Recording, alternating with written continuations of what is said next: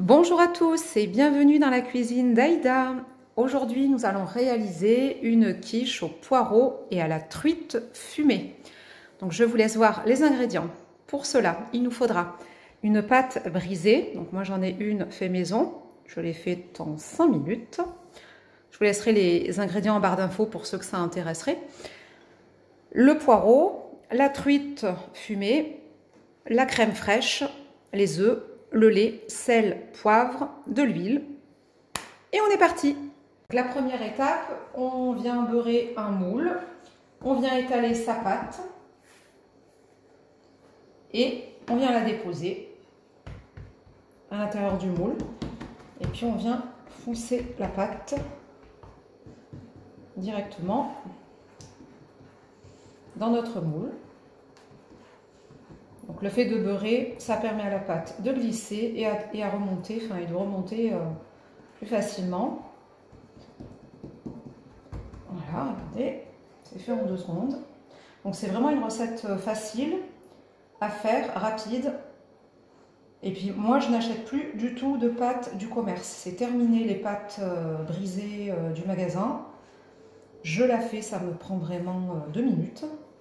Donc là j'ai utilisé le robot, mais j'avais déjà fait une vidéo avec une quiche oignon poireau. Vous pouvez voir, donc d'ailleurs ça me rappelle, oui, vous pouvez voir, il y a les ingrédients et il y a la façon de la faire. Et à la main c'est exactement pareil, on pétrit comme pour n'importe quelle pâte.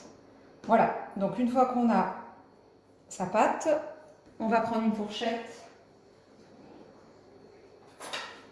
et on va venir piquer le fond de la pâte. Donc ça c'est important, ça évite au moment de la cuisson d'avoir la pâte qui se soulève, d'avoir des bulles et la farce en fait qui remonte. Donc voilà, étape 1 terminée. On va prendre une poêle avec un peu d'huile d'olive. Je sais que beaucoup mettent du beurre, si vous voulez mettre du beurre, vous mettez du beurre. Pour nous ce sera de l'huile d'olive. Donc là on vient mettre le poireau. Et on va venir faire cuire nos poireaux en à peu près une vingtaine de minutes. Donc vous salez, vous poivrez. Voilà. Donc moi je mets toujours ce poivre 5B. Je trouve qu'il est bon, qu'il donne un goût assez sympa. Voilà. Donc vous laissez comme ça pendant 20 minutes. Donc pendant que les poireaux sont en train de cuire, là on va venir casser nos œufs. Et on va préparer l'appareil à quiche. Donc ce sont nos œufs, la crème et le lait. On va venir mélanger tous ensemble. Donc là on va mélanger nos œufs. On rajoute la crème.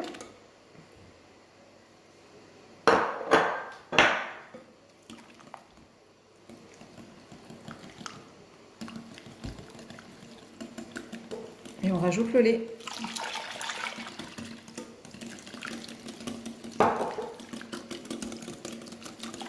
On mélange bien.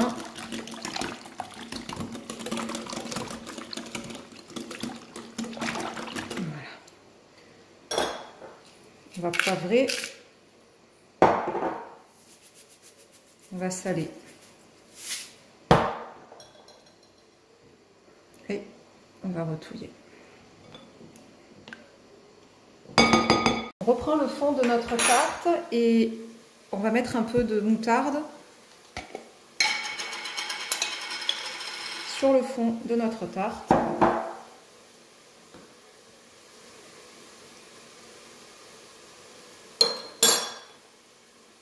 On tapisse bien. Donc, chaque fois que je fais une quiche, je tapisse le fond de la pâte avec de la moutarde. Encore une fois, ça donne juste le goût qu'il faut, mais ceux qui craignent, vous n'allez pas la sentir. On va prendre nos petits morceaux de truite et on va les déposer au fond de notre tarte. On vient déposer les poireaux.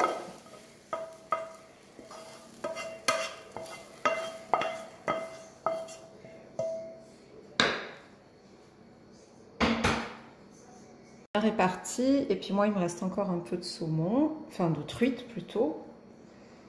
On voit pas la différence au niveau du goût. Donc je termine de mettre les morceaux de truite sur la tarte. Voilà, donc là, on n'a plus qu'à verser l'appareil.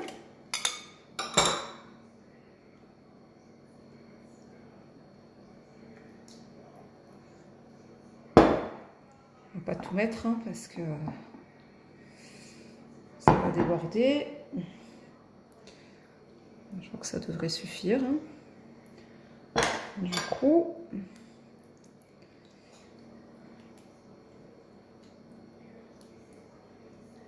voilà. Pour terminer le tout, je viens mettre de l'emmental râpé par-dessus. Voilà.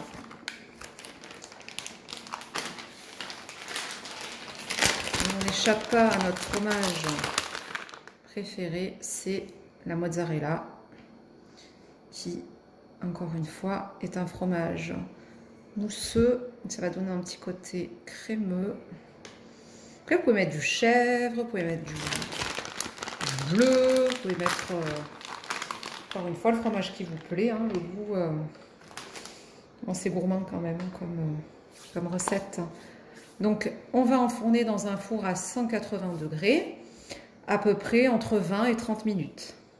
Voilà, donc on vient de sortir notre quiche du four. Encore très chaud, regardez.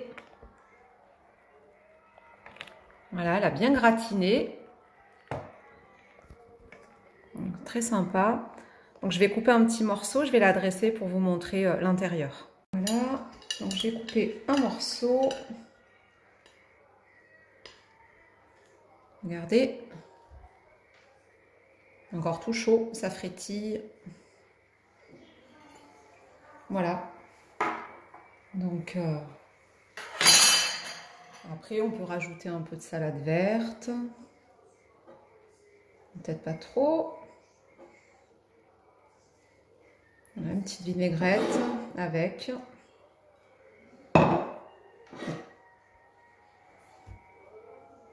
Voilà, magnifique. Donc j'espère que cette recette vous aura plu.